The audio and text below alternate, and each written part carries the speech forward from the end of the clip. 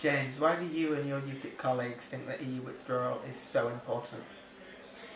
I think there's an awful lot of myths and disinformation out there in terms of the EU, and deliberately the LibLabCon haven't really told people the truth about what actually goes on in the EU. 75% of our laws are made up in Brussels now rather than in Westminster, which is, to be honest, quite breathtaking. Just to give people some idea of the facts, since we joined the EU in 73, 74, our exports to the EU are pretty much within a couple of percentage points the same, whereas our imports are 3-4 times the amount that we're actually importing. So we are importing far more foreign goods from the EU, but we're not getting anything from it. Another thing is, people might not be aware that we don't have one president of the EU, we actually have three.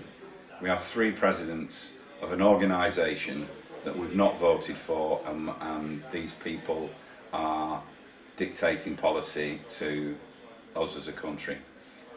Britain's been a fantastic trading nation for well over 200 years, probably one of the leading trading nations in the world, and I think UKIP's policy of taking up its vacant seat in the World Trade Organization, renegotiating with countries throughout the Commonwealth, will mean that we'll be in an extremely strong position.